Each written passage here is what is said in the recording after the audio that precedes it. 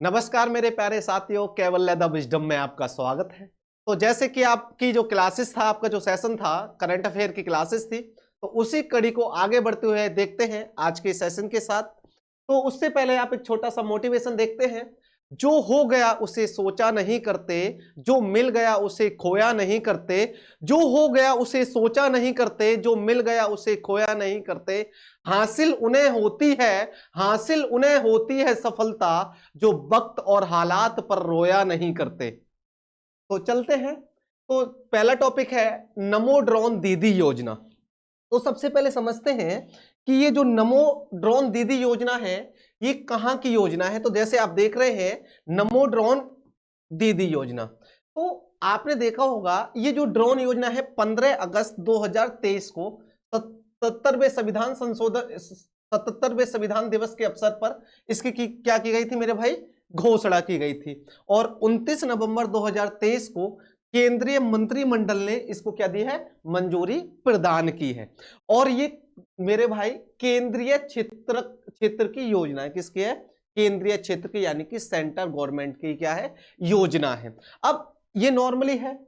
इसका वित्तीय परिव्यय क्या है? इसका जो वित्तीय परिव्यय है मेरे भाई 1261 करोड़। अब सबसे पहले समझते हैं इसका मेन उद्देश्य क्या है, आखिर ये क्या चीज है, इस योजना का क्या बेनिफिट्स है। जैसे कि आप मेरे भाई, बहुत सारे बच्चे ऐसे होंगे जो किसान परिवार से जुड़े होंगे, तो आपने देखा होगा किसान जो लोग होते हैं वो अपना क्या करते हैं, खेतों में बीज या उर्वरक डालते हैं। तो उर्वरक डालने के लिए हाथों से उर्वरक को करते हैं। तो ये जो सेंटर की योजना है, तो इसमें क्या करा है, 15,000 महिलाओं को ड्रोन दिया है। 15,000 महिलाएं कौन सी? वो 15,000 महिला जो स्वयं सहायता समूह से जुड़ी होती हैं, स्वयं सहायता समूह से जुड़ी होती हैं, उनको 15,000 महिलाओं को इसके लिए क्या प्रदान किया जाएगा, ड्रोन प्रदान किया जाएगा।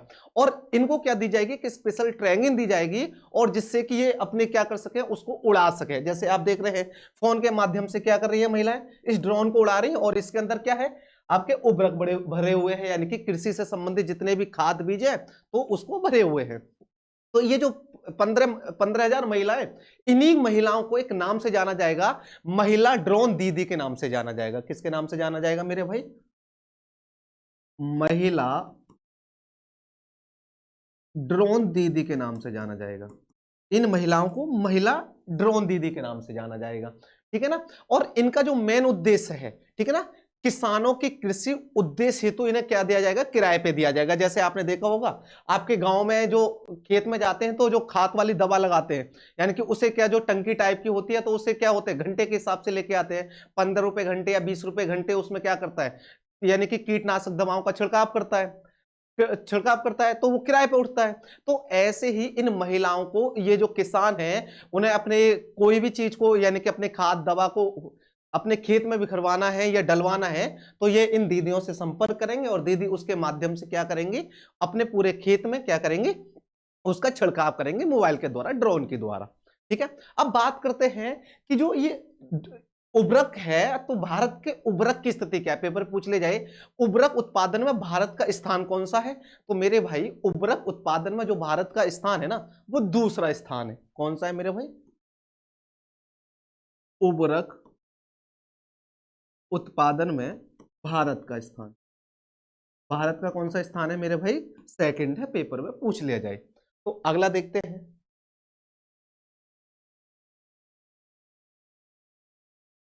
अगला है पीएम जनमन। अब देखते हैं पीएम जनमन। अब ये मेरे भाई पीएम जनमन योजना क्या है? तो आपने देखा होगा एक दिवस आता है जिसे बोलते हैं जनजातीय गौरव दिवस। क्या बोलते हैं मेरे भाई? जनजातीय गौरव दिवस। जैसे आप देख रहे हैं जनजातीय गौरव दिवस, और ये जनजातीय गौरव दिवस 15 नवंबर को आयोजित किया जाता है।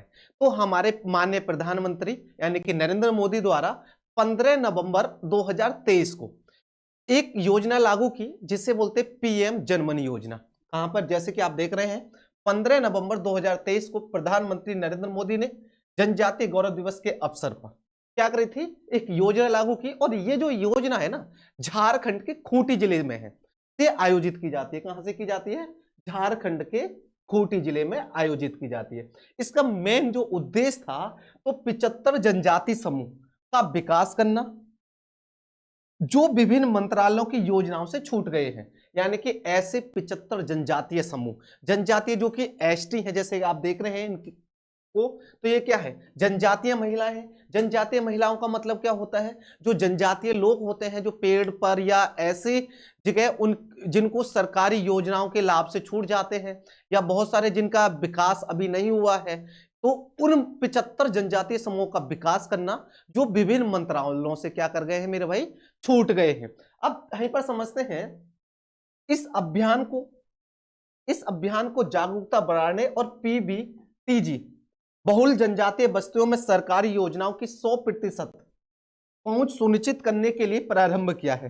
तो सीधा सीधा मतलब है, जो हमारे पास ऐसे क्षेत्र या ऐसे जनजातीय समूह जहां तक सरकारी योजनाएं नहीं पहुंच पाती हैं, और उनके विकास का मेन कार्य करना है। अब बात करते हैं, एक योजना थी 25 दिसंबर को केंद्रीय जनजातीय मंत्रालय ने एक इसी योजना के तहत, किसके तहत, पीएम जनमन योजना के तहत, ठीक है, एक अभियान चलाया जिसका नाम था आईसीई अभियान। कौन सा था मेरे भाई, एक अभियान चलाया आईसीई अभियान। क्या नाम था, एक अभियान चलाया जिसे बोलते हैं आईसीई अभियान। और ये जो अभियान था मेरे भाई 25 दिसंबर को चलाया। कब चलाया, पेपर में पूछ लिया जाए, आईसीई अभियान कब चलाया, तो ये चलाया था 25 दिसंबर को। अब समझते हैं आईसीई अभियान का मतलब क्या है। जैसे आई फॉर हाई का मतलब है इंफॉर्मेशन, ठीक है, इंफॉर्मेशन देना। ई फॉर है मेरे भाई एजुकेशन, और सी फॉर है कम्युनिकेशन। तो सीधा सीधा है आईसी योजना चलाए, और जिससे क्या है, इसी का सीधा संबंध किससे था, आईसी योजना से था। ठीक है, अगले आगे देखते हैं। अब बात करते हैं इंडिया स्मार्ट सिटीजन अवार्ड प्रतियोगिता 2022। जैसे कि आपने देखा होगा, ये चर्चा में रहा था 25 अगस्त 2023 को। कब रहा था मेरे भाई, 25 अगस्त 2023 को। और इसमें क्या हुआ, जो स्मार्ट सिटीज थी ना, उनको अवार्ड यानी कि अवार्ड दिए गए, यानी कि उनको पुरस्कार से सम्मानित किया गया था। कब सम्मानित किया गया था मेरे भाई, 25 अगस्त 2023 को सम्मानित किया। कब क्या था, 25 अगस्त 2023 को सम्मानित किया। और एक मंत्रालय है जिसका नाम है आवास और शहरी कार्य मंत्रालय। क्या नाम है मेरे भाई, आवास और शहरी कार्य मंत्रालय द्वारा इन विजेताओं को क्या दिया गया, एक अवार्ड दिया गया। और इन अवार्ड की श्रेणी में देखा जाए तो सर्वश्रेष्ठ स्मार्ट सिटी और एक सर्वश्रेष्ठ राज्य का दर्जा किन किन को मिलता है। पेपर में पूछ ले जाए, स्मार्ट यानी कि इंडिया स्मार्ट सिटी अवार्ड प्रतियोगिता के तहत सर्वश्रेष्ठ स्मार्ट सिटी किसे घोषित किया गया, या आपसे पूछ ले सर्वश्रेष्ठ राज्य का दर्जा किसे दिया गया, या सर्वश्रेष्ठ केंद्र शासित प्रदेश कौन सा था। तो उन्हीं को देखते हैं। जैसे कि देखा जाए कि सर्वश्रेष्ठ स्मार्ट सिटी, तो सर्वश्रेष्ठ स्मार्ट सिटी को किसे दर्जा दिया गया, किसे पुरस्कारित किया गया, इंदौर को। इंदौर जो है, इंदौर को अब पिछले 3 साल से लगातार, ठीक है ना, पिछले 3 बार से इंदौर सर्वश्रेष्ठ सिटी के रूप में दर्जा दिया जा रहा है, ठीक है ना। अब पहले पर कौन था, अब देखा जाए राष्ट्रीय स्मार्ट सिटी अवार्ड पहले पर किसको था, जो विजेता की श्रेणी थी इंदौर था। दूसरे पर सेकंड नंबर पर सूरत आया, और तीसरे में कौन सा आता है मेरे भाई, उत्तर प्रदेश का आगरा आता है। हम बात करते हैं सर्वश्रेष्ठ राज्य, ये तो सिटी है। अब बात करें कि राज्य का दर्जा किन किन को दिया गया, तो राज्य कौन कौन से थे, तो देखते हैं सर्वश्रेष्ठ राज्य। देखा जाए, बात करें कि सर्वश्रेष्ठ राज्य किसको घोषित किया गया, यानी कि पहले स्थान पर सर्वश्रेष्ठ राज्य जो था मध्य प्रदेश था। तो किसको बोला गया है, किसको अवार्ड दिया गया था, मध्य प्रदेश को। तो जैसे कि अब पहले स्थान पर मध्य प्रदेश था। अब बात करें दूसरे स्थान पर कौन था, तो मेरे भाई दूसरे स्थान पर तमिलनाडु था। दूसरे पर कौन था, तमिलनाडु। अब बात करें कि तीसरे पर, जो तीसरा है, तीसरे पर था मेरे भाई राजस्थान। और कभी कभी अभी तक 3 पढ़ा रहे थे। अब जैसे कि आपने देखा है उत्तर प्रदेश, आगरा क्या है, स्मार्ट सिटी घोषित किया गया चौथे नंबर यानी कि तीसरे नंबर पर। तो हम बात करें कि उत्तर प्रदेश का क्या राज्य में भी कोई स्थान है, तो देखा जाए तो उत्तर प्रदेश का जो राज्य में है वो कौन सा स्थान है, चौथा स्थान है। तो चौथा स्थान किसका है, उत्तर प्रदेश। किसका है, उत्तर प्रदेश। पहला मध्य प्रदेश, दूसरा तमिलनाडु, तीसरा राजस्थान, चौथा मेरे भाई उत्तर प्रदेश का है। अब बात करें कि कौन सा संस्करण था, तो कौन सा संस्करण था? जो स्मार्ट सिटी योजना, जो इंडिया स्मार्ट सिटी अवार्ड प्रतियोगिता 2022 का कौन सा संस्करण है? तो मेरे भाई ये चौथा संस्करण है। कौन सा संस्करण है? चौथा संस्करण है। कौन सा है? यानी कि ये चौथा संस्करण है। कौन सा है? चौथा संस्करण है। अब बात करें कि इसका पहला संस्करण कब आयोजित हुआ, तो अभी से पहले 3 संस्करण हुए हैं, और वो तीनों संस्करण कौन कौन से मेरे भाई? पहला संस्करण हुआ था 2018 में, दूसरा संस्करण हुआ था 2019 में, और तीसरा संस्करण हुआ था 2020 में। तो मेरे भाई समझ में आ रहा है? यानी कि पहला संस्करण 2018, 2019, तीसरा 2020, और ये क्या है? चौथा संस्करण है। अभी तक आपने पढ़ लिया था सर्वश्रेष्ठ स्मार्ट सिटी, सर्वश्रेष्ठ राज्य। अब बात करें कि केंद्र शासित प्रदेश को, जो केंद्र शासित प्रदेश है, तो सर्वश्रेष्ठ केंद्र शासित प्रदेश किसको घोषित किया है इसमें? तो देखेंगे, अब बात करें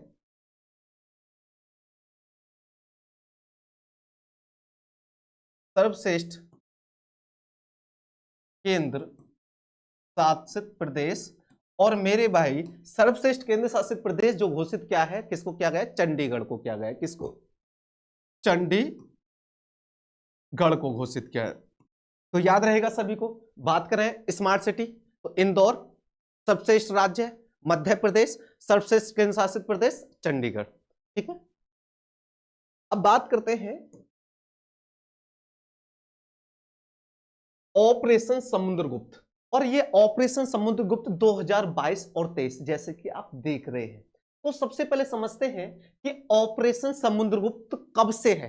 तो ये ऑपरेशन समुद्रगुप्त जो है एक अभियान है जिसे बोलते हैं 2022 में नारकोटिक्स कंट्रोल ब्यूरो यानी कि एनसीबी द्वारा ऑपरेशन समुद्रगुप्त क्या किया गया था? लॉन्च किया गया था।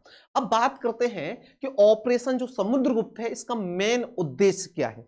जैसे कि आपने देखा होगा भारत की स्थिति, और भारत की स्थिति को देखेंगे कि जो भारत है वो ये जो एरिया है इसे बोलते हैं हिंद महासागर। तो हिंद महासागर में जो नशीले पदार्थ है उस पर क्या होता है? बहुत ज्यादा तस्करी होती है। क्या होती है? नशीले पदार्थों की तस्करी। नशीले पदार्थों की तस्करी को रोकने के लिए एक ऑपरेशन हुआ जिसे बोलते हैं ऑपरेशन समुद्रगुप्त। आखिर आपके माइंड में आ रहा होगा सर ये तो 2022 का ऑपरेशन है, तो आखिर हम पढ़ क्यों रहे हैं? आखिर क्या रीजन है? तो मेरे भाई अभी 13 मई 2023 को क्या होता है? ये चर्चा में रहता है। अब रहता है 13 मई 2023 को चर्चा में रहता है। और क्यों चर्चा में रहता है? क्योंकि भारत ने, किसने? भारत ने नरकोटिक्स कंट्रोल ब्यूरो यानी कि नारकोटिक्स एनसीबी द्वारा, किसके द्वारा? एनसीबी द्वारा अभी 25,000 यानी कि 2,500 किलोग्राम मेन्थिवेटामाइन को क्या करा था? पकड़ा गया था। इसको जो था एक ड्रग्स थी, और इस ड्रग्स को क्या करा है? पकड़ा गया है। तो इस कारण ये चर्चा में रहा है। अब समझते हैं इसी को आगे। अब जो ये ड्रग्स है, इस ड्रग्स, ये जो ड्रग्स है ये क्या है? इसका क्या है? ये लोग क्यों यूज करते हैं इन ड्रग्स को? अब ये जो ड्रग्स है मेरे भाई, जैसे कि आप देख रहे हैं कि जो ड्रग्स है वाइट वाइट करके इस तरह से, जैसे आपने देखा होगा गांव, आपने देखा होगा बहुत सारे अलग अलग ड्रग्स होती हैं, और जैसे उसी में एक इंजेक्शन होता है, बहुत सारे क्या करते हैं गांजा या अफीम का यूज करते हैं। तो उसी में एक ये ड्रग्स है, और ये जो ड्रग्स है एक शक्तिशाली अत्यधिक व्यसनकारी उत्तेजक पदार्थ है जो आपके केंद्रीय तंत्रिका तंत्र, जो पूरा तंत्र है ना, केंद्रीय तंत्रिका तंत्र को क्या करती है? प्रभावित करती है। और ये जो मस्तिष्क के अंदर एक रसायन होता है जिसे बोलते हैं डोपामाइन। क्या बोलते हैं मेरे भाई? जो माइंड के अंदर जो एक स्राव होता है, रासायनिक प्राकृतिक रसायन होता है जो कि डोपामाइन होता है, उस डोपामाइन की मात्रा को क्या कर देते हैं? बढ़ा देते हैं। जिससे क्या होता है? मानव शरीर में बहुत ज्यादा क्या हो जाती है? लॉस, यानी कि उसका पूरा बॉडी धीरे धीरे काम करना क्या कर देता है? बंद कर देता है। अब बात करते हैं कि भारत में इतना ड्रग्स का सप्लाई क्यों होती है? क्यों ड्रग्स इतना ज्यादा हो रहा है कि हिंद महासागर में? जैसे आपने भारत की स्थिति को देखेंगे कि भारत की जो स्थिति है, जैसे आप देखेंगे कि भारत के अंदर जो ड्रग्स है इतना क्यों मात्रा में पकड़ा जा रहा है, या सप्लाई इतना कहां से हो रही है, क्या रीजन से? जैसे आप देखेंगे कि जो भारत है ना, विश्व के सबसे बड़े अफीम उत्पादक क्षेत्र के बीच स्थित है। जैसे आप देखेंगे जैसे मैप के थ्रू देखेंगे, विश्व 2 सबसे बड़े अफीम उत्पादक क्षेत्रों के मध्य स्थित है। अब ये जो अफीम उत्पादक क्षेत्र हैं, 2 क्षेत्र होते हैं। एक है स्वर्ण त्रिभुज, क्या है मेरे भाई? स्वर्ण त्रिभुज। अब जैसे कि ये रहा गोल्डन ट्रायंगल, इसमें कम दिख रहा होगा, इसे बोलते हैं स्वर्ण त्रिभुज। और ये जो स्वर्ण त्रिभुज है, स्वर्ण त्रिभुज में 3 आते हैं, जैसे कि थाईलैंड, कौन सा मेरे भाई? थाईलैंड, म्यांमार, और तीसरा कौन सा है? लाओस। तो ये क्या है? इसके मध्य स्थित है। और भारत की स्थिति को देखेंगे तो ये स्थिति क्या है? ये भारत की स्थिति है। क्या है मेरे भाई? हां से देखेंगे तो हिंद महासागर के रास्ते ड्रग्स की सप्लाई हो सकती है, ये वाला एरिया है। अब देखेंगे कि अर्धचंद्राकार यानी कि अर्धचंद्र बिंदु यानी कि ट्रायंगल बोल सकते हैं। तो अब ये जो स्थिति है, ये वाला देखेंगे, ईरान, अफगानिस्तान और पाकिस्तान, यहां पर भी क्या होता है? ड्रग्स का उत्पादन होता है। तो अब भारत क्या है? मध्य में स्थित है। एक तो इस ट्रायंगल के मध्य है और एक इस इधर की तरफ अर्ध यानी कि अर्ध त्रिभुजाकार के एरिया के मध्य है। तो इधर से भी जैसे ईरान, अफगानिस्तान और पाकिस्तान के माध्यम से ड्रग्स की तस्करी का ज्यादा रोल होता है। इधर म्यांमार है, लाओस है और थाईलैंड है, इधर भी क्या हो रहा है? ड्रग्स की क्या हो रहा है? तस्करी होने की संभावना ज्यादा रहती है। और इसी कारण ऑपरेशन समुद्रगुप्त क्या किया गया था? एक अभियान चलाया गया है। आगे देखते हैं। अगला है पहला भारतीय वायुसेना विरासत केंद्र। जैसे देख रहे हैं तो अब समझते हैं कि पहला भारतीय वायुसेना विरासत केंद्र, और ये कहां पर है? तो कहां पर स्थापित किया गया है मेरे भाई? चंडीगढ़ में स्थापित किया गया है। कहां पर स्थापित किया गया है? चंडीगढ़ में। और इसका जो उद्घाटन हुआ था 8 मई 2023 को हुआ था। कब हुआ था मेरे भाई?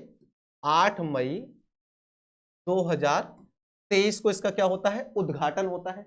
अब बात करते हैं, और इसका जो उद्घाटन क्या था? रक्षा मंत्री राजनाथ सिंह द्वारा किया गया था। किसके द्वारा उद्घाटन किया गया था? राजनाथ सिंह द्वारा क्या किया गया था? उद्घाटन। और इसका जो उद्देश्य है, इसका सीधा सीधा उद्देश्य है भारतीय वायुसेना के गौरवशाली इतिहास को लोगों तक पहुंचाना है। क्या है मेरे भाई इसका मेन उद्देश्य? भारतीय वायुसेना के गौरवशाली इतिहास को लोगों तक पहुंचाना है। अब देखेंगे अगला।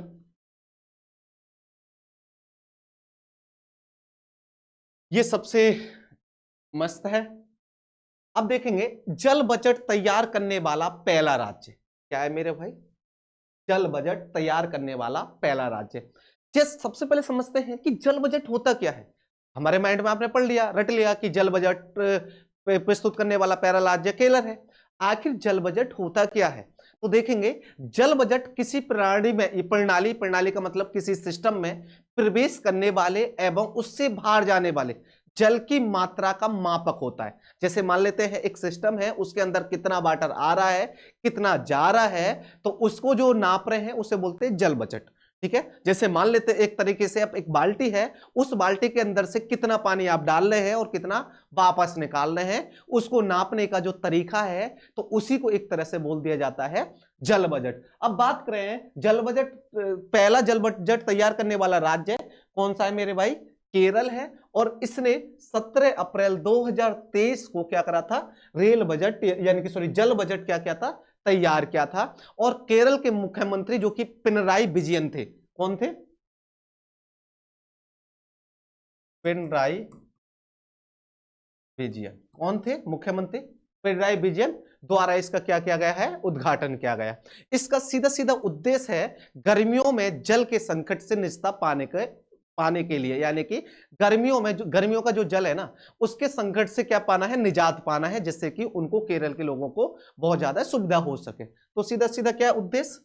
गर्मियों में जल के संकट से निजात पाने के लिए इस बजट को क्या किया गया मेरे भाई? तैयार किया गया है। अब बात करते हैं कि इस बजट में, जैसे आपने देखा होगा, आप सभी ग्रामीण परिवेश से के लोग होंगे, तो बहुत सारे आपने देखा होगा ग्रामीण में क्या होते हैं, ग्राम समाज में क्या होता है, एक होती है ग्राम पंचायत, एक क्या होती है? ब्लॉक पंचायत। तो इसके अंदर 15 ब्लॉक पंचायत और 94 ग्राम पंचायतों को क्या किया गया है? शामिल किया गया है। तो देखा जाए 15 ब्लॉक को, कितने? 15 ब्लॉक पंचायतों को, और मेरे भाई 94 ग्राम पंचायतों को, ग्राम पंचायतों को इसमें क्या करा है? शामिल किया है। यहीं पर एक समझते हैं, एक सम्मेलन है जिसका नाम है संयुक्त राष्ट्रीय जल सम्मेलन।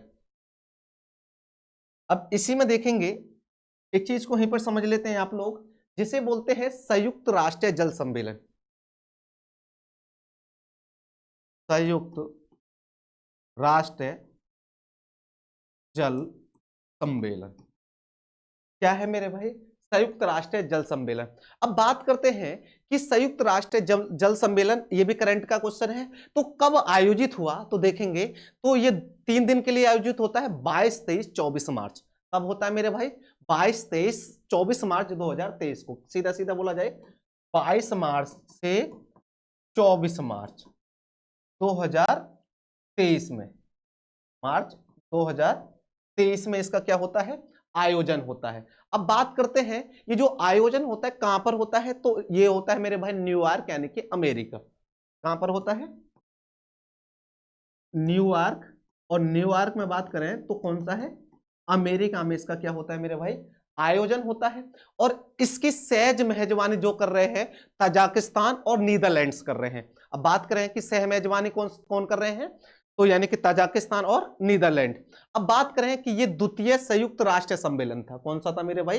ये सेकंड सम्मेलन था। कौन सा था? सेकंड सम्मेलन था। अब बात करें कि पहला सम्मेलन कब हुआ था, जो संयुक्त राष्ट्र जल सम्मेलन हुआ था? तो जो पहला जो था, यानी कि फर्स्ट संयुक्त राष्ट्र जल सम्मेलन हुआ था, तो 1977 में हुआ था। कब हुआ था? 1977 में होता है। और मेरे भाई कहां पर होता है? ये अर्जेंटीना में होता है। कहां होता है? अर्जेंटीना में होता है। एक बार समझ लेंगे पूरे को। मैंने बात की है संयुक्त राष्ट्र जल सम्मेलन। अब बात करते हैं जो संयुक्त राष्ट्र जल सम्मेलन जो होता है मेरे भाई 22 से 24 मार्च 2023 को होता है। कहां पर होता है? न्यूयॉर्क, जो कि अमेरिका में होता है। इसकी जो सहज मेजबानी कर रहे हैं, कौन कर रहा है? तजाकिस्तान और नीदरलैंड्स कर रहे हैं। और ये था द्वितीय संयुक्त राष्ट्रीय सम्मेलन था। कौन सा था मेरे भाई? द्वितीय संयुक्त राष्ट्रीय सम्मेलन था। अब बात करते हैं कि पहला संयुक्त राष्ट्रीय जल सम्मेलन कौन सा था? 1977 में हुआ था। कहां पर हुआ था? अर्जेंटीना में हुआ था। तो समझते हैं आगे। अब हमने जो तैयार किया है, तो आपके क्या करेंगे, 8 से 10 जो टॉपिक्स हैं उन हेडिंग्स को तैयार करेंगे, और साथ के साथ 10 क्वेश्चन, और उसी के साथ 1 पॉइंट्स के 10 से 20 क्वेश्चन को साथ के साथ इन क्लास में हम कवर करने की कोशिश करेंगे। और शायद आपको कल से पर डे की क्लासेस भी, जो करंट अफेयर जो पर डे आती है, पर डे की करंट अफेयर की क्लासेस भी हम आपको कल से कंटिन्यू कराएंगे। ठीक है, अब देखते हैं। पहला है क्वेश्चन, किस सरकार ने घोल मछली को राज्य मछली घोषित किया है? तो मेरे भाई इसमें 4 विकल्प दिए हैं। पहला विकल्प है गुजरात, राजस्थान, मध्य प्रदेश और उत्तर प्रदेश। अब ये जो घोल मछली है, घोल मछली को राज्य मछली का दर्जा किसने दिया मेरे भाई? गुजरात ने दिया है। कब किसने दिया है? किस राज्य ने? गुजरात राज्य ने दिया है। और ये जो दिया था मेरे भाई वैश्विक मत्स्य पालन सम्मेलन 2023 के दौरान। कब दिया था? एक मत्स्य पालन सम्मेलन 2023। जैसे आप, ये अभी एक सम्मेलन हुआ वैश्विक मत्स्य पालन सम्मेलन, और इसके द्वारा क्या क्या था 2023 में इसको घोल मछली का राज्य का दर्जा दिया गया है। अब देखेंगे कि आपने, जैसे आपने ये पढ़ी हुई क्रांति, आपने ये पढ़ा होगा हरित क्रांति है, या अलग अलग मत्स्य पालन किससे संबंधित है, तो सीधा सीधा पेपर में पूछ लिया जाता है किससे है, ये मछली से भी है। अब बात करते हैं, वैश्विक मत्स्य पालन सम्मेलन 2023 में होता है, और ये जब होते हैं तो उस समय गुजरात के मुख्यमंत्री, जिनका नाम है भूपेंद्र पटेल, कौन थे मेरे भाई, पेपर में पूछ लिया जाए, गुजरात के मुख्यमंत्री, गुजरात के मुख्यमंत्री भूपेंद्र पटेल। कौन थे? गुजरात के भूपेंद्र पटेल। और भूपेंद्र पटेल ने इनको क्या करा है? घोल मछली को राज्य मछली का दर्जा घोषित किया है।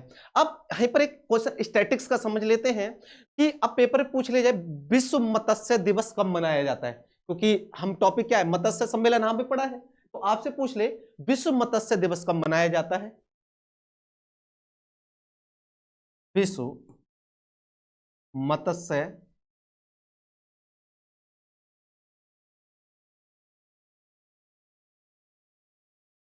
मत्स्य दिवस। और मेरे भाई ये मनाया जाता है 21 नवंबर को। कब मनाया जाता है? विश्व मत्स्य दिवस 21 नवंबर को। अब बात करते हैं ये जो घोल मछली है इसका प्रयोग क्यों है, क्या है घोल मछली। आपने देखा होगा घोल मछली जो होती है ना, आपने बियर और शराब बनाने के काम में इसका क्या किया जाता है, घोल मछली का प्रयोग किया जाता है। और इसकी खासियत ये भी है मेरे भाई, घोल मछली जितनी लंबी होगी उसकी कीमत उतनी अधिक होगी। क्या होगी? घोल मछली जितनी ज्यादा लंबी होगी उसकी कीमत उतनी अधिक होगी। और यहां तक कि घोल मछली की कीमत 5 लाख तक पहुंच जाती है। कहां तक पहुंच जाती है? 5 लाख तक इसकी क्या हो सकती है, कीमत हो सकती है। अगला क्वेश्चन देखेंगे, समझ में आ गया? तो कौन सा है घोल मछली का? गुजरात, गुजरात ने इसको दिया है। अगला देखेंगे, अब बात करते हैं भारत की सबसे तेज सौर इलेक्ट्रॉनिक नाव कहां आयोजित की गई या कहां पर बनाई गई।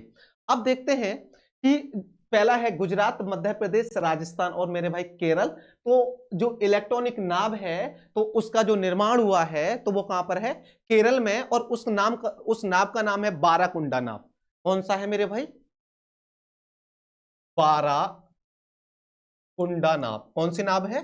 बाराकुंडा नाव है। कौन सी है? बाराकुंडा। और ये जो थी मेरे भाई 13 दिसंबर 2023 को, पिछले महीने, कब? 13 दिसंबर 2023 को। कब? 2023 को। केरल का एक एरिया पड़ता है जिसे बोलते हैं अलाप्पुझा। कौन सा? अलाप्पुझा। तो केरल में क्या होता है, इसका आयोजन होता है। कहां होता है? केरल में इसका आयोजन होता है। और बात करें कि इसका निर्माण, तो एक मझगढ़ डाक लिमिटेड कंपनी द्वारा इस नाव को क्या करा गया मेरे भाई?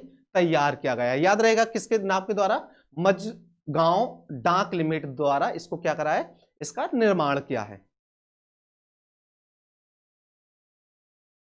अगला देखेंगे, यह है भारत का पहला ऐसा कौन सा राज्य है जिसने एक दिन में सर्वाधिक 18 जीआई टैग मिले हैं। तो अब देखते हैं, सबसे पहले समझते हैं जीआई टैग। अब ये जो जीआई टैग है तो देखेंगे, आपने करंट में पढ़ाई होगा, जो सर्वाधिक 18 जीआई टैग दिए गए हैं वो किसको दिए गए? उत्तराखंड को दिए गए हैं। तो पहले जीआई टैग थोड़ी देर में समझते हैं। तो कौन सा राज्य है? वो उत्तराखंड है। अब ये जो जीआई टैग दिए गए थे, 18 जीआई टैग दिए थे। और किसने दिए थे? यानी कि उस समय राजस्थान, आपसे पूछ लिया जाए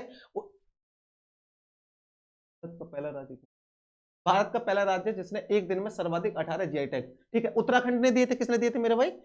उत्तराखंड ने दिए थे। और उत्तराखंड को 18 जीआई टैग मिले हैं।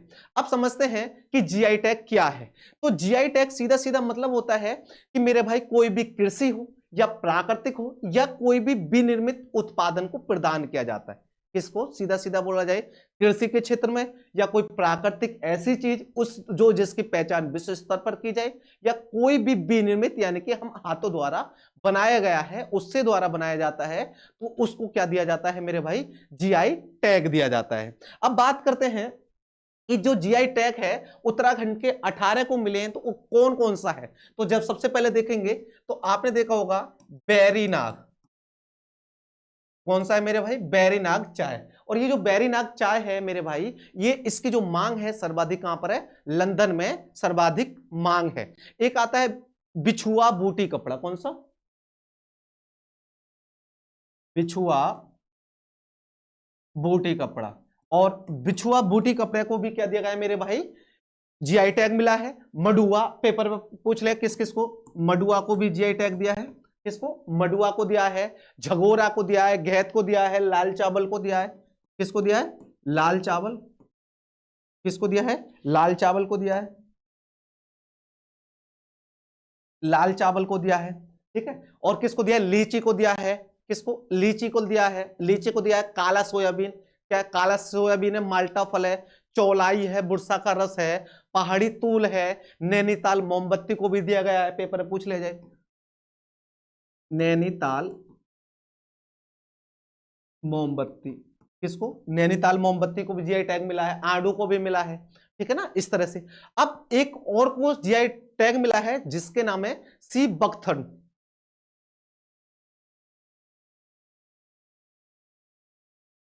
ये चीज समझेंगे। अब पेपर में पूछा है सी बकथन, ये है, इसको जीआई टैग मिला है। तो ये कहां का है? तो मेरे भाई ये लद्दाख का है। कहां का है ये? लद्दाख।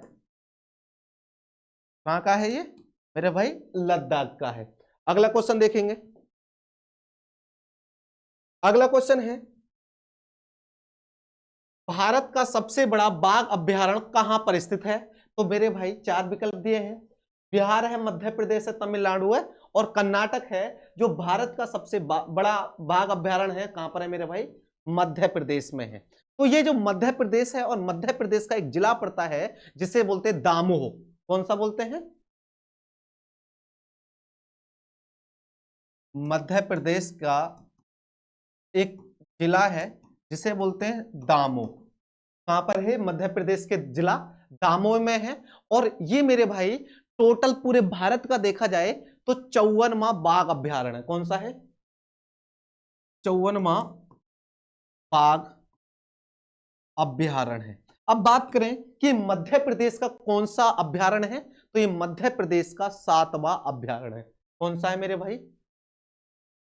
मध्य प्रदेश का 7वां अभयारण्य। कौन सा है? मध्य प्रदेश का 7वां अभयारण्य। और ये जो अभयारण्य है ना, एक अभयारण्य था जिसका नाम था दुर्गावती अभयारण्य। ठीक है, तो इन दो अभयारण्यों को मिलकर क्या कर दिया जाता है? विलय करने के बाद ये अभयारण्य बनता है जिसका नाम होता है नौरादही अभयारण्य। कौन सा होता है मेरे भाई? नौरादही अभयारण्य। नौरादही अभयारण्य कौन सा होता है? नौरादही अभयारण्य। और एक अभयारण्य होता है जो कि दुर्गावती अभयारण्य होता है। कौन सा होता है? दुर्गावती अभयारण्य। इन दो अभयारण्य को मिलाने के बाद और ये क्या होता है? मध्य प्रदेश का सबसे बड़ा क्या बन जाता है? अभयारण्य बन जाता है। अगला देखेंगे क्वेश्चन, दुनिया का सबसे बड़ा मेडिटेशन सेंटर कहां स्थापित किया गया? तो मेरे भाई वाराणसी, प्रयागराज, भोपाल और जयपुर। तो कहां पर स्थापित किया गया है? वाराणसी में स्थापित किया गया है। और एक सर्ववेद महामंदिर के उद्घाटन में कहां पर है ये? इसका जो बना है सर्ववेद मंदिर यानी कि महामंदिर है। सब देखेंगे, पहला देखा जाए कहां पर है? वाराणसी। कहां पर है मेरे भाई? वाराणसी में है। अब बात करें किस मंदिर में है? सर्ववेद महामंदिर। किसमें है? सर्ववेद महामंदिर में इसका उद्घाटन क्या है, जो कि 7 मंजिल मेडिटेशन क्या है? सेंटर है। कितने मंजिल का बना है? 7 मंजिला है। क्या है मेरे भाई? ये 7 मंजिला है। और एक चीज याद रखेंगे, इसमें ना एक साथ 20,000 लोग ध्यान कर सकते हैं। कितने? एक साथ इस मेडिटेशन क्या कर सकते हैं? 20,000 लोग इसमें क्या कर सकते हैं? एक साथ ध्यान कर सकते हैं। क्या कर सकते हैं? कितने लोग पेपर में पूछा जाए तो 20,000 लोग इसमें एक साथ बैठकर क्या कर सकते हैं? ध्यान कर सकते हैं। और इसकी बात करें आकृति की, इस मंदिर की, और इसकी जो आकृति है ना मंदिर के, कमल के आकार की है। किसके? कमल के आकार की आकृति है। इस मेडिटेशन बनाया गया है, इसकी जो आकृति है वो किसके आकार की है मेरे भाई? कमल के आकार की आकृति में से बनाया गया है।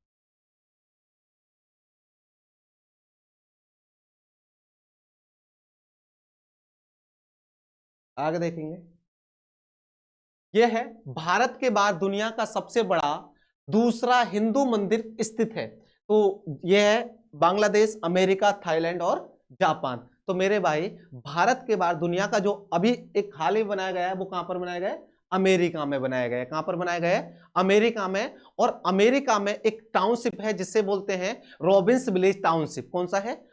देखेंगे कहां पर है? अमेरिका में। और अमेरिका का न्यू जर्सी एक एरिया पड़ता है। कौन सा? अमेरिका के स्थान पड़ता है न्यू जर्सी। और उस न्यू जर्सी के रॉबिन्स विले टाउनशिप में इसका क्या किया गया है? उद्घाटन किया है या निर्माण किया है। और इस मंदिर का नाम रखा गया है स्वामी नारायण अक्षरधाम मंदिर। क्या रखा गया है इसका नाम?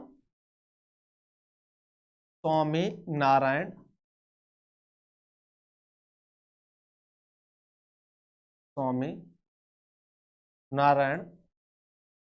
अक्षरधाम मंदिर। क्या रखा गया है? अक्षरधाम मंदिर रखा गया है। और इसका जो उद्घाटन हुआ है 8 अक्टूबर 2023 को हुआ था। कब हुआ था मेरे भाई? 8 अक्टूबर 2023 को हुआ था। तो ये आपके समझ में आ गया। जैसे आपने देखा होगा भारत में भी एक अक्षरधाम मंदिर है, कहां पर है वो? दिल्ली में है, ठीक है ना। अब बात करते हैं कि ये तो भारत का, बाहर दुनिया का सबसे बड़ा क्या है, दूसरा सबसे बड़ा मंदिर है। तो बात करें कि भारत का सबसे बड़ा, सॉरी, हिंदू मंदिर, भारत के बाहर सबसे बड़ा हिंदू मंदिर कहां पर है? तो मेरे भाई कंबोडिया में है। कहां पर है सबसे बड़ा हिंदू मंदिर? मंदिर भारत के बाहर, बाहर कहां पर है मेरे भाई? कंबोडिया। कहां पर है? कंबोडिया में। कहां पर है? कंबोडिया में है, जिसका नाम है अकोराबाट मंदिर। कौन सा है? अकोराबाट मंदिर है। और ये जो है 500 एकड़ में फैला हुआ है। कितने में पड़ा है? फैला हुआ है मेरे भाई 500 एकड़ में फैला हुआ है। किसमें है? 500 एकड़ में फैला हुआ है। आगे देखेंगे।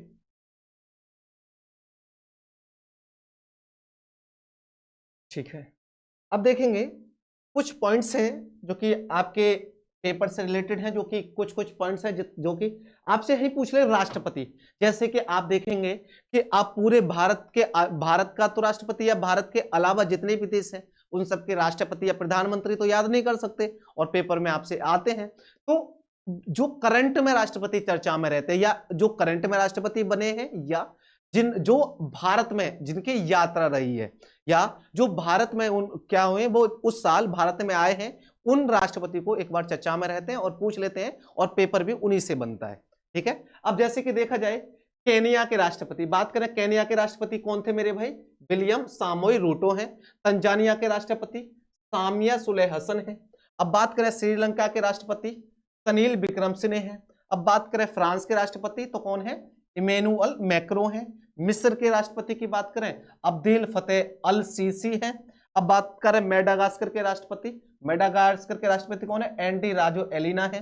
अब बात करें अर्जेंटीना के राष्ट्रपति जेवियर मिलेई हैं। अब बात करें लाइबेरिया के राष्ट्रपति जोसेक बोकाई हैं।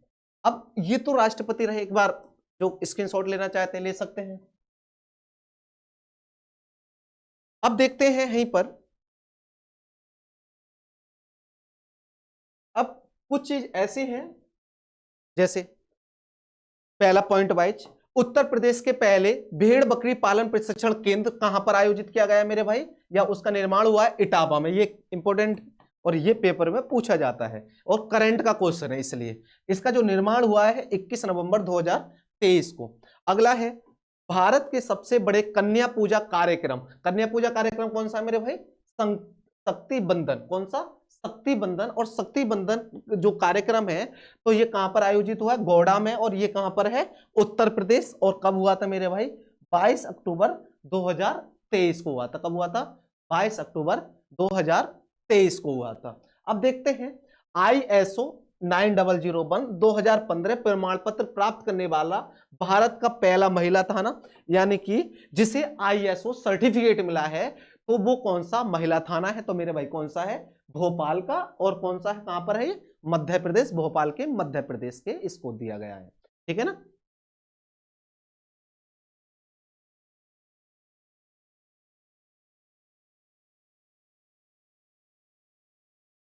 अब इधर आगे देखेंगे, भारत की पहली भारत की पहली रैपिड रेल सेवा कौन सी है मेरे भाई? नमो भारत। कौन सी है? नमो भारत। और ये कब थी? अक्टूबर 2023 में। अब बात करते हैं, ये जब से करंट में आया है क्वेश्चन, एक दो बार पेपर में पूछा भी गया है। एक होता है अगला है भारत की जाति आधारित सर्वे करने वाला पहला राज्य, तो कौन सा मेरे भाई? बिहार है, जिसने जाति के आधार पर सर्वे किया है कि इस जिले में इतने जाति के लोग रहते हैं, इस जिले में इस जाति के, इस टोटल राज्य में कितनी जाति कहां रहती है, कितनी कहां पर नहीं रहती। पहला राज्य कौन सा है मेरे भाई? बिहार है। और उसके बाद जो जाति के आधार पर गणना की है तो किसने की है मेरे भाई? राजस्थान ने की है। किसने की है? राजस्थान। किसने की है मेरे भाई? राजस्थान ने की है। और कब की है? 7 अक्टूबर 2023 से चालू की थी। अब बात करते हैं पहला नीलगिरी तहर दिवस कब मनाया गया? तो मेरे भाई कब मनाया गया है? ये अभी हाल ही में मनाया गया है 7 अक्टूबर 2023। तो ये पेपर में पूरे आने के इसके चांस हैं। तो अब देखेंगे नीलगिरी तहर राजकीय पशु किसको घोषित, किस सरकार ने घोषित किया है? तो तमिलनाडु में इसको क्या करा है? नीलगिरी तहर राजकीय पशु कहां का है? तमिलनाडु है।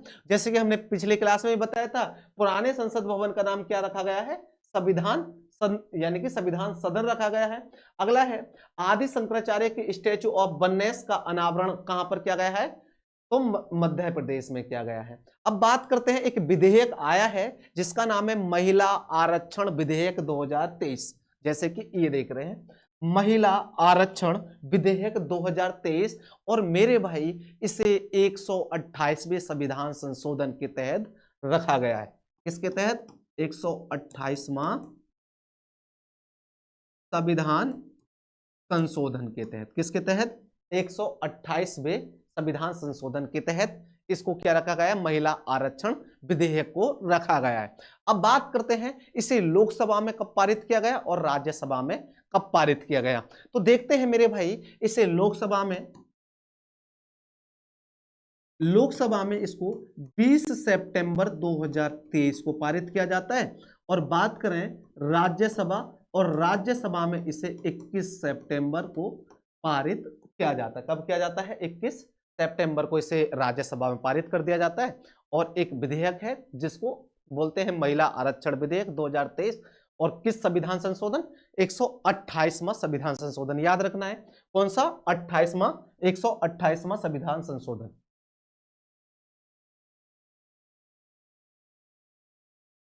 आगे देखते हैं, खाद्य पशु के रूप में मान्यता किसे दी है? मिथुन को।